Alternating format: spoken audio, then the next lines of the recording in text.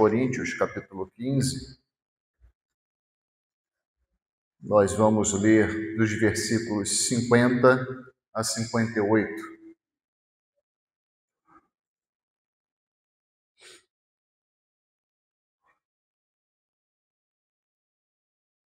Vamos meditar nessa manhã quais são as bases do serviço cristão, onde nós apoiamos o nosso serviço ao Senhor Jesus Cristo. Tem algumas coisas que nós não podemos esquecer, irmãos, se desejamos ser bons servos, né? Tem muita gente que chama o Senhor Jesus Cristo de Senhor, mas o quanto eu desejo ser um bom servo. E para ser um bom servo, eu preciso saber em que base se apoia o meu serviço, para que eu agrade àquele que eu chamo de Senhor, e não o que eu quero fazer, né? A minha vontade esteja excluída dessa equação. Então, primeira carta de Coríntios, aos Coríntios, a partir do capítulo 15, a partir do versículo 50, o apóstolo Paulo escreve assim à igreja: E agora digo isto, irmãos, que carne e sangue não podem herdar o reino de Deus, nem a corrupção herda a incorrupção. Eis aqui vos digo um mistério.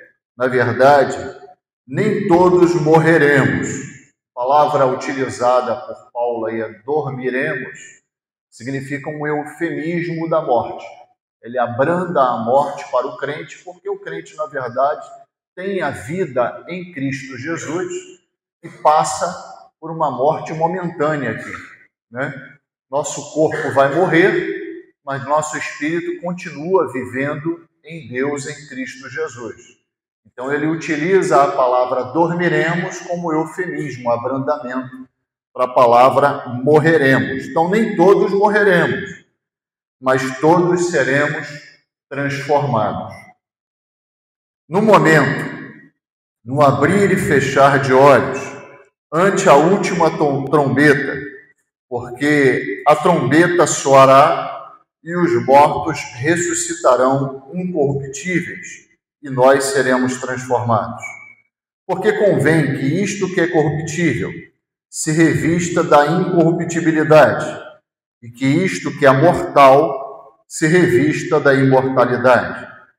E quando isto que é corruptível se revestir da incorruptibilidade, e isto que é mortal se revestir da imortalidade, então cumprir-se-á a palavra que está escrita: tragada foi a morte na vitória. Onde está, ó morte, o teu aguilhão? Onde está, ó inferno, a tua vitória? Ora, o aguilhão da morte é o pecado, e a força do pecado é a lei. Mas graças a Deus que nos dá a vitória por nosso Senhor Jesus Cristo. Portanto, meus amados irmãos, sede firmes e constantes, sempre abundantes na obra do Senhor, sabendo que o vosso trabalho não é vão no Senhor, ou seja, não é à toa quando o fazemos no Senhor. Amém, irmãos? Para mim, esse é um dos textos mais áureos, assim, na sua conclusão de assunto dentro de uma carta. Verdade é que nós vemos Paulo concluir uma parte do assunto que começa mais ou menos no início do capítulo 15, concluindo de uma forma assim muito incentivadora, muito motivadora para a igreja do Senhor Jesus Cristo. Qual era o contexto dessa escrita aqui? Paulo estava combatendo uma heresia dentro da igreja de Corinto. Algumas pessoas, provavelmente da seita judaica dos saduceus, ensinavam que não existia ressurreição. Ou seja, que nós vamos morrer aqui e acabou. Depois de morrermos aqui, acabou. Não existe ressurreição nenhuma, nem nos céus, nem em outro qualquer lugar. E Paulo fala assim, bom, se nós não cremos na ressurreição, então automaticamente a nossa fé é vã. Porque a base da nossa fé está na ressurreição de Cristo. Ele diz para Marta: eu sou a ressurreição e a vida. Quando cremos no Senhor Jesus Cristo, cremos justamente por causa de uma ressurreição. A nossa base de fé é para uma ressurreição agora, e aí a Bíblia faz distinção entre dois tipos de ressurreição. A ressurreição que passamos quando cremos no Senhor Jesus Cristo, que Ele nos concede vida, salvação e vida eterna. Isso é uma ressurreição da morte espiritual, né? E a outra ressurreição, que vai acontecer quando nós fecharmos os nossos olhos aqui, ou quando o Senhor Jesus voltar para nos buscar. O que acontecer primeiro? Eu não sei quando isso vai acontecer, né? Mas certamente nós passaremos por duas ressurreições. A não ser aqueles que estão vivos, estarão vivos aqui no momento em que o Senhor Jesus Cristo voltar, e não vai ser uma ressurreição, e sim uma transformação, mas de qualquer forma deixaremos este corpo mortal e seremos revestidos de um corpo de glória, apto para viver nos altos céus. Ora, se nós não cremos nisso, Paulo fala para os coríntios: comamos e bebamos que amanhã morreremos. O que ele quer dizer com isso? Não há esperança. Não tem esperança nenhuma. Vamos viver aqui como qualquer ímpio desse daí e acabou. Porque a nossa base de fé está numa vida eterna que começa aqui e se estende no reino de Deus, ou se estende para o reino de Deus. Então ele combate, durante o capítulo 15 todo, essa ideia de que não existe ressurreição. E fala: olha, se nós esperarmos em Cristo somente para este mundo, e tem muita gente que faz isso, nós somos os mais miseráveis de todas as pessoas, de todos os homens. Por que miserável? Porque a gente reduz justamente o que Jesus ganhou por nós na cruz do Calvário. A vitória que ele nos deu. E acabamos de ler aqui sobre essa grandiosa vitória. E ele justamente fecha essa defesa que ele faz. Que nós, sim, ressuscitamos quando cremos e vamos ressuscitar futuramente em Cristo Jesus, dizendo que nós não podemos dar ouvidos a esse tipo de coisa e nem coisa alguma que se assemelhe a isso, ou seja, que ataque a base da nossa fé, senão nós vamos começar a viver aqui sem justamente a motivação devida. E não é o que está acontecendo hoje? Dentro do meio evangélico, nós perdemos a fé, ou vamos dizer assim, elementos básicos da nossa fé, e a gente começa a viver aqui igual folha no vento. Não tem convicção de nada. Bate o vento para lá, leva. Bate o vento para cá, leva também. Vai o vento para lá, leva também. E nós não podemos viver assim, porque quem vive assim é porque não tem convicções de fé.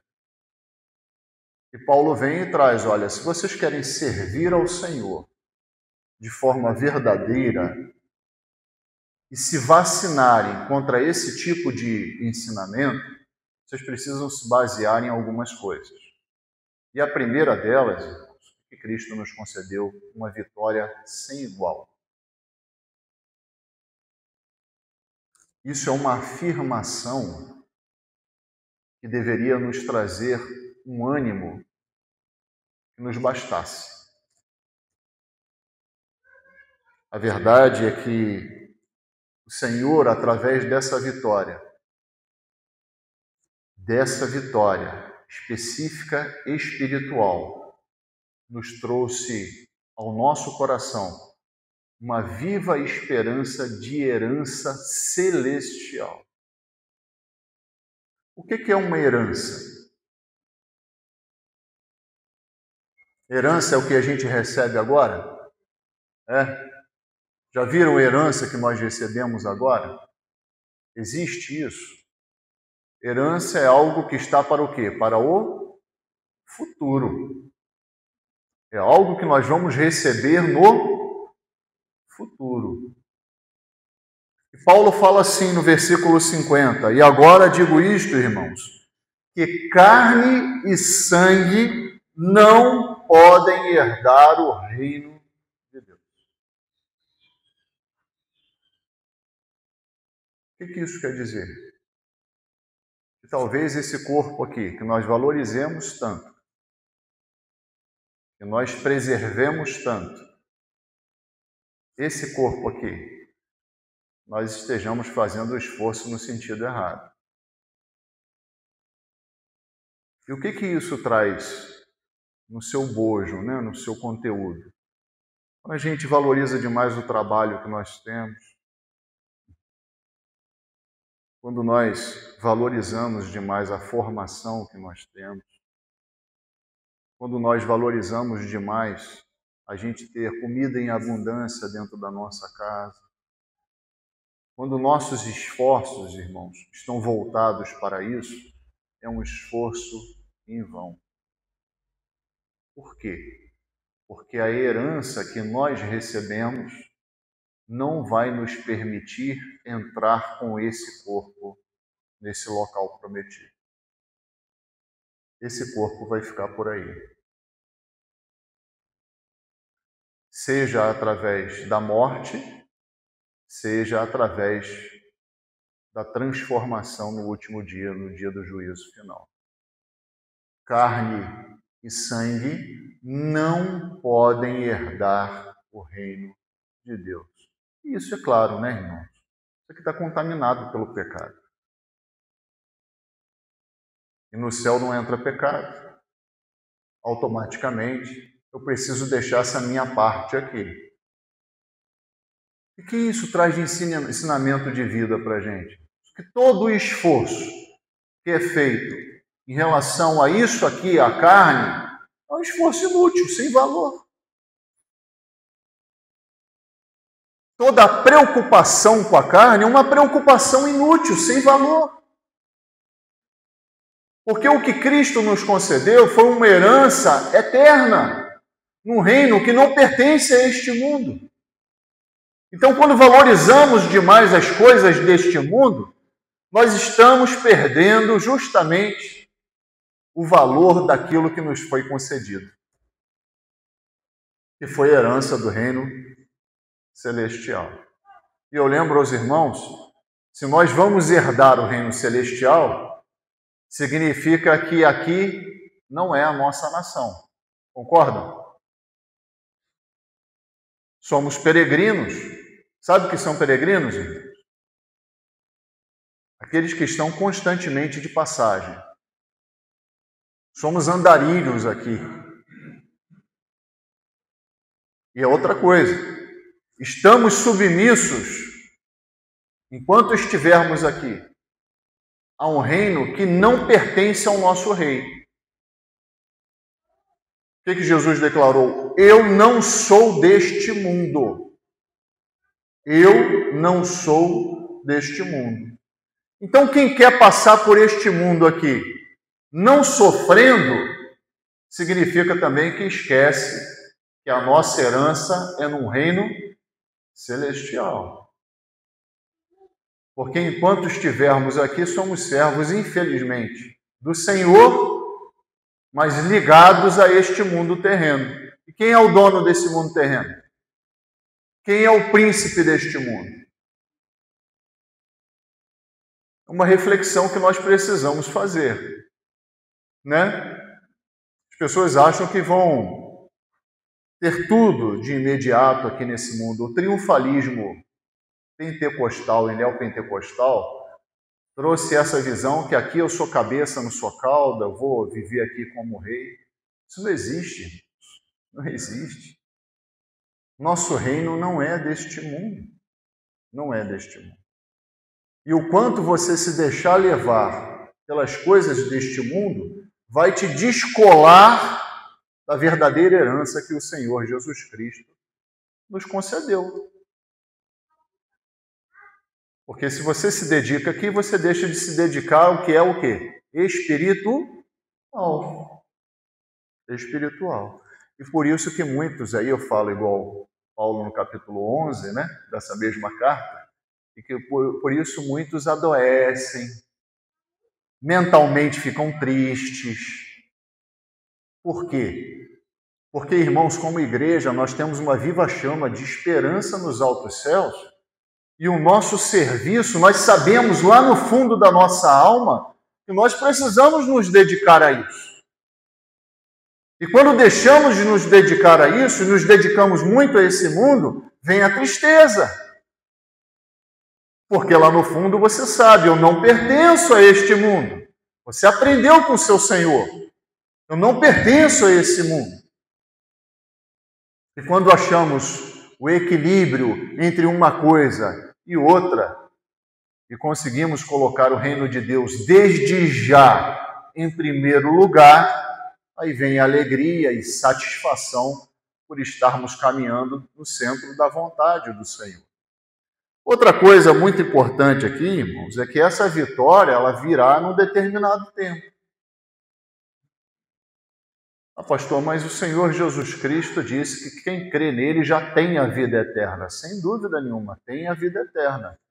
Mas você tem que lembrar que o tempo da carne aqui vai ser um tempo difícil. Vai ser um tempo difícil. Em que as aflições virão, que as lutas virão, que as perseguições virão, que as dificuldades virão. E no tempo determinado por Deus, o que é mortal será revestido da imortalidade. E o que é corruptível será revestido da incorruptibilidade.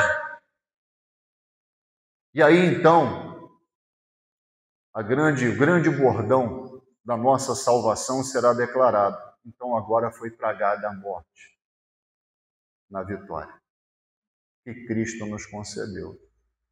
Por enquanto, irmãos, é ilusão acharmos que nós vamos aqui viver com maior tranquilidade. A paz que nós temos aqui é que Cristo nos concede. Porque Ele não nos permite sofrer além daquilo que podemos suportar. Mas, por enquanto, irmãos, é dureza. É dureza. Estava conversando com o irmão Sérgio na semana passada. Pude ter o privilégio de ir com ele no médico. No meio do caminho, assim, ele virou para mim e falou: como é que as coisas mudam, né, pastor Fábio? Como é que as coisas mudam rápido? E mudam mesmo. Mudam mesmo. E a gente tem que estar preparado para isso. Sabermos viver o tempo. Que tempo é o tempo de hoje? É um tempo de alegria e de paz? Viva o tempo de alegria e de paz. É um tempo de dificuldade? Viva com a sua fé o tempo de dificuldade. Viva conforme o serviço que o Senhor lhe cobra, o tempo da dificuldade. Mas nem um momento, nem o outro nós podemos nos descolar daquilo que precisamos fazer. Porque no final nós temos a certeza da vitória. E olha que coisa interessante, que momento é esse? Que final será esse? Né? Versículos 53 e 54 diz assim: porque convém que isto que é corruptível se revista da incorruptibilidade, e que isto que é mortal se revista da imortalidade. E quando isto que é corruptível se revestir da imortalidade, da incorruptibilidade, e isto que é mortal se revestir da imortalidade, então cumprir-se-á a palavra que está escrita: tragada foi a morte na vitória. Qual o momento que ele está se referindo aqui? Quando é que o nosso corpo vai ser transformado? No dia do juízo. No dia que o Senhor voltar para nos resgatar. É esse o dia da grande vitória. Entendem o que eu estou falando, irmãos? Esse é o dia da grande vitória. Essa história de só vitória aqui, isso aí é coisa inventada por homens. E aí o que acontece? O indivíduo começa a crer nisso, e aí vem as derrotas. Poxa, mas eu ouvi que é só vitória. Mas quando o Senhor Jesus disse que é só vitória? Seu fiel apóstolo está dizendo aqui, no momento que o nosso corpo for transformado, que nós deixarmos esse corpo corruptível, mortal, marcado pelo pecado, por escolhas ruins, por consequências ruins, por resultados ruins. Quando isso acontecer, aí sim, tragada foi a morte na vitória. O versículo seguinte diz assim: onde está, ó morte, o seu aguilhão? Onde está, ó inferno, a tua vitória? Ora, o aguilhão da morte é o pecado, e a força da lei, e a força do pecado é a lei. Mas graças a Deus, que nos dá a vitória por nosso Senhor Jesus Cristo. O que Paulo está dizendo aqui, ele sabe muito bem o que é. Essa palavra aguilhão, ele está ensinando à igreja aquilo que lhe foi dito no capítulo 9 de Atos. Duro é para ti recalcitrar contra os aguilhões. Ele sabe o que é levar uma vida amarrado pelo pecado. Paulo sabe o que é levar uma vida de morte, achando que está vivo, mas na verdade está morto. Paulo sabe, aguilhão aqui, irmãos, é como se fosse uma vara, uma ponta de ferro. Isso que é o aguilhão. Ela era usada para tocar boi. Então o boi, quando queria fazer a sua vontade, quem estava tocando dava uma espetadinha nele do lado para ele voltar para o caminho que ele quisesse. É isso que é o aguilhão, para tocar boi. Significa que o quê? É um instrumento de quê? De condução. É um instrumento de condução. Se você está no caminho, quando que o boi ganhava uma espetada? Se ele estivesse ali trabalhando no caminho direitinho, ele ia ganhar espetada? Não. Ele ganhava uma espetada quando ele estava saindo do caminho. Então, na verdade, o aguilhão é um instrumento de correção. E ele está dizendo o seguinte, olha, a morte é um instrumento, usa o aguilhão como instrumento de correção, para lembrar que aquele que está na morte sofre por isso. E ele ainda fala o seguinte, ó, se você não sentir, a lei te mostra que você está errado. A lei ainda confirma para você que você está pecando. Ou se você não sentir de um lado tomando uma espetada, você vai tomar do outro. Porque a lei mostra que o pecado gera morte. E que o seu caminho vai ser um caminho de perdição. Ah, meus irmãos, eu fiquei lembrando quanto tempo da minha vida eu vivi debaixo disso. Quanto tempo da minha vida eu ganhei espetada. O pecado me espetando a todo momento e mostrando aí a consequência dos seus atos. O que te espera lá na frente é a morte. E é por isso que Paulo dá como um brado aqui. Mas graças a Deus, que nos dá a vitória por quem, irmãos? Pelo nosso Senhor Jesus Cristo. Vitória sobre o quê? A morte. Sobre o pecado que gera a morte. Nós não podemos esquecer que quando servimos ao Senhor, servimos aquele que nos libertou da morte. Servimos aquele que nos libertou de uma vida amarrada pelo pecado e pelas consequências do pecado, pela tristeza, pela angústia, pelo sofrimento que o pecado traz. Ser espetado é bom, irmãos? Em sã consciência, ninguém vai dizer que sim, né? Quem vive no pecado vive constantemente sendo cutucado. constantemente. E quem nos dá a vitória sobre esse tipo de vida e nos concede outro completamente diferente, cuidado pelo próprio Deus, Jesus Cristo. Nós não podemos esquecer que o nosso serviço está atrelado a esse Senhor, que nos deu a vitória acima de tudo sobre a morte. Então não tem vitória aqui. Aqui nós vivemos como ele viveu. Ele foi o sofredor de Deus e foi justo e cumpriu a justiça de Deus até o fim da sua vida. Outra coisa importante que nós vemos aqui já no versículo 58, irmãos, é que o serviço cristão ele se baseia na firmeza. E isso também é um outro problema que vivenciamos hoje, né? Firmeza, ele faz separação aqui entre firmeza e constância. Mas as duas coisas andam muito juntas, né? Mas são palavras diferentes no grego. Firmeza aqui é draios, que significa não se movam da vossa fé. Não importa o que aconteça, não se movam da vossa fé. E alguém com toda a sinceridade do mundo pode estar pensando nesse momento assim, mas pastor, minha fé é tão pequena. Faça igual o pai daquele menino endemoniado que levou o seu filho aos pés do Senhor Jesus Cristo, lá no capítulo 9 de Marcos. E quando o Senhor Jesus Cristo disse para ele assim, tudo é possível ao que crer. Ele falou assim, Senhor, eu creio. Ajuda na minha incredulidade.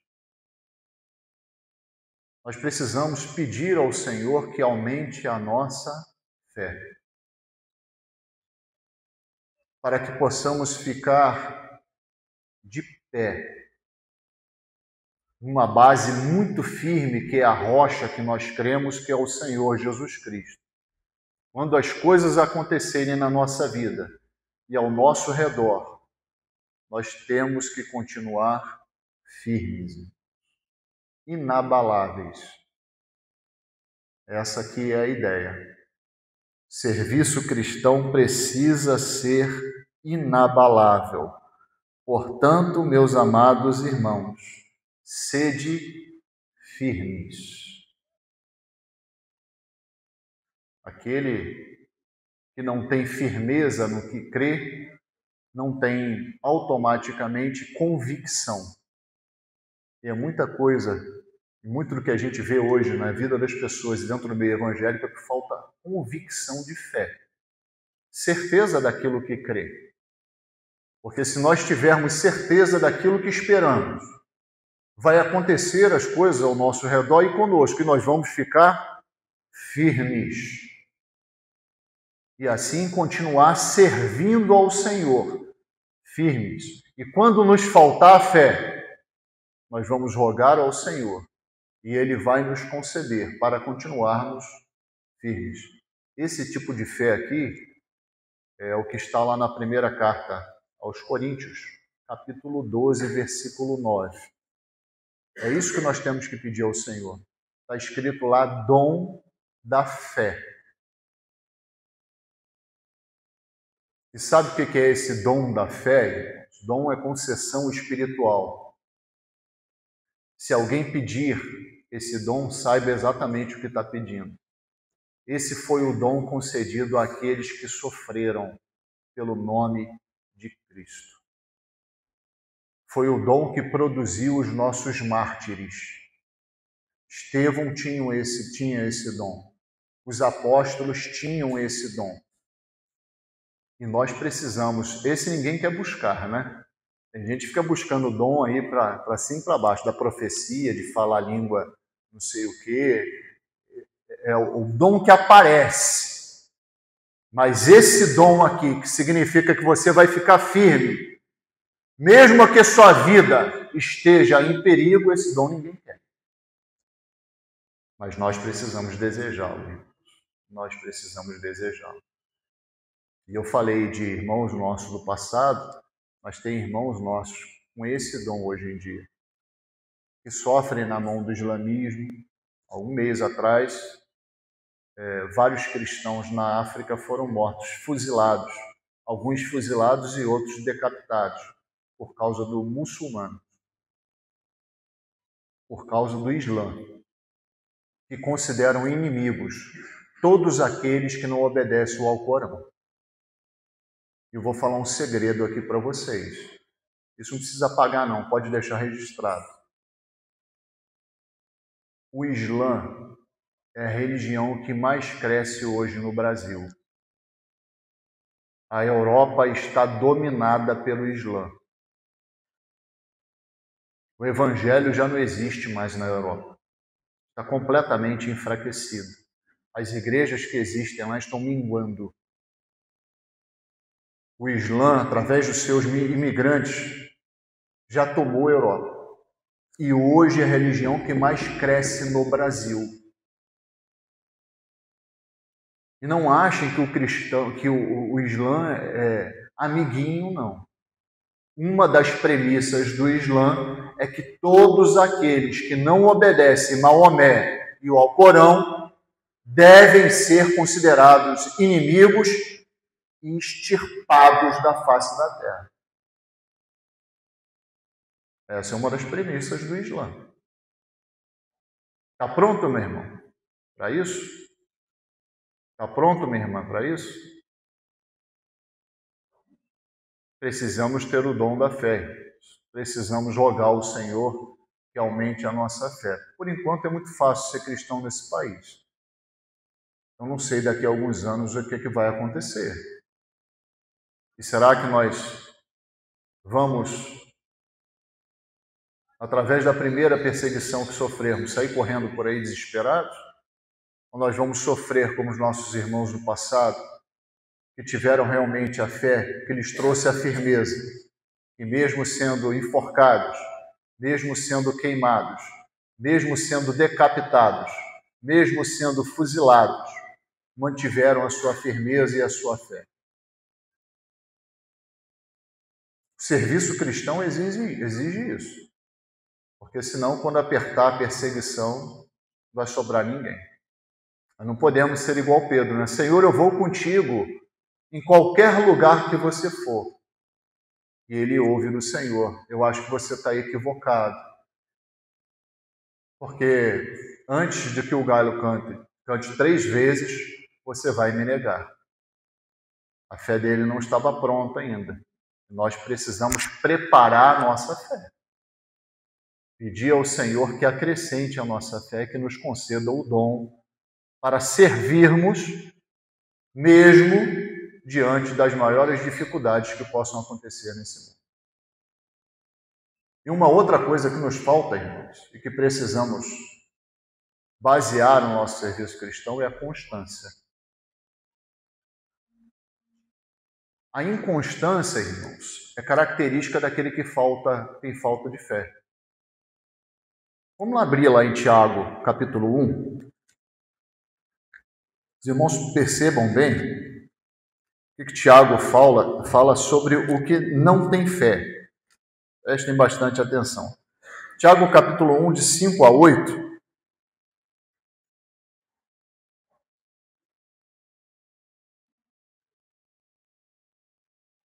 Tiago fica logo após a carta aos Hebreus.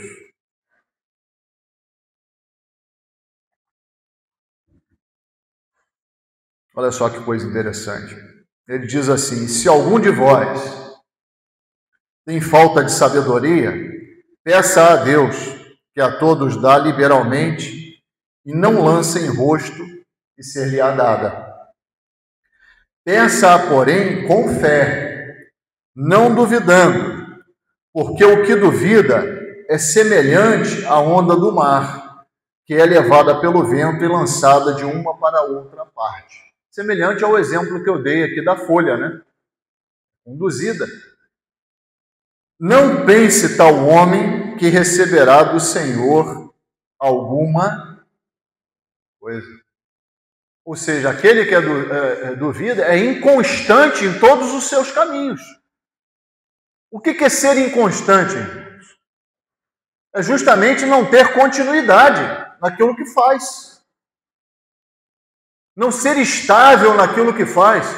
Eu me proponho a fazer alguma coisa hoje, amanhã já estou abandonando.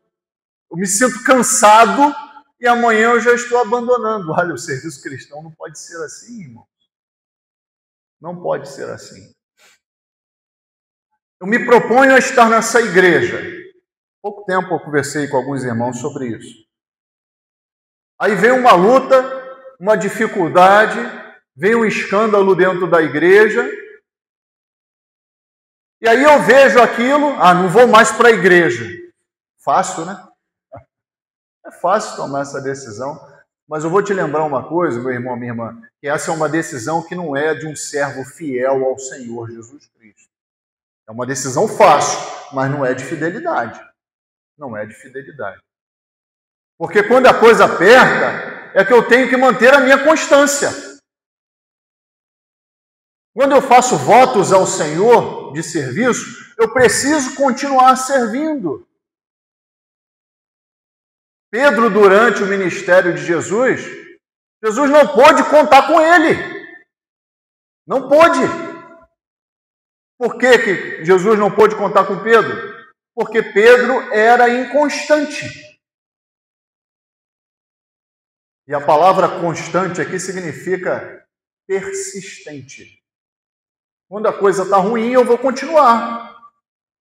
Está difícil na música? Vamos continuar. Vamos ensaiar. Vamos melhorar.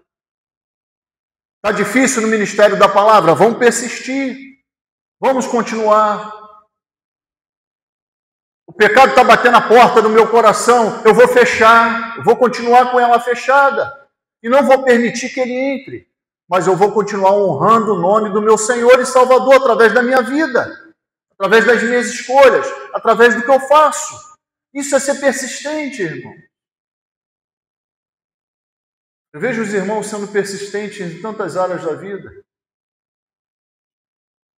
Às vezes por suportar um trabalho difícil de conduzir. Às vezes por suportar um ambiente de trabalho ruim. Persistente nos estudos. Persistente, às vezes, com os filhos. E está certo, tem que ser mesmo. Mas quando chega em relação ao serviço do Senhor, vem a inconstância. E o Senhor quer contar com o constante. Aquele que faz e as circunstâncias mudam, mas ele continua fazendo. Senhor, pode contar comigo que a coisa aqui está apertando, mas eu vou continuar. Eu vou seguir em frente. Eu vou servir, eu vou fazer. Imaginem, irmãos, se nós pararmos o nosso serviço ao Senhor por causa dos nossos problemas, nossas perseguições e nossas dificuldades. Sobra quem aqui servindo na igreja? Deixa eu falar uma coisa para os irmãos, não sobra nem pastor, tá? Porque às vezes os irmãos acham que o pastor é super-homem, mas não sobra não, irmão. Sobra não. Minhas fragilidades também são grandes diante do Senhor. São muito grandes. A luta é grande. Sempre é muito grande. Mas eu sei em quem tenho crido. Eu sei que Ele é fiel para levar essa obra até o final. Eu preciso continuar remando. Preciso continuar remando. E não só de qualquer forma. Firmeza, não vou me mover da minha fé. Constância, vou continuar agindo, trabalhando, persistindo, mediante circunstâncias ruins. E ele finaliza com uma coisa também muito importante. Abundando em serviço.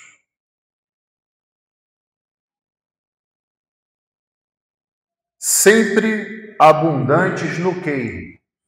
Na obra do Senhor.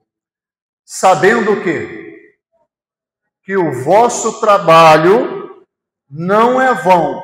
Quando fazemos em quem? No Senhor.